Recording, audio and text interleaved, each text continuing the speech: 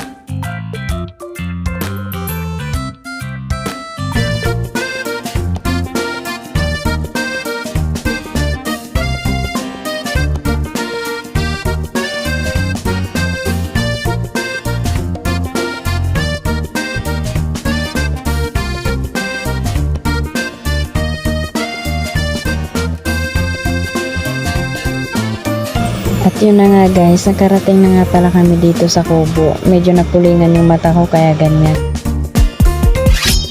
Sobrang init kasi kaya sumilong nga pala kami dito sa kubo. At ito nga pala yung mga tanim na gulay ng uncle ko. Meron nga pala sila ditong patula. At meron ding mga kalabasa, okra at iba pa. At habang naglalakad-lakad nga pala kami, ito nga pala yung mais. Medyo madamo kasi hindi na naharap na isprehan.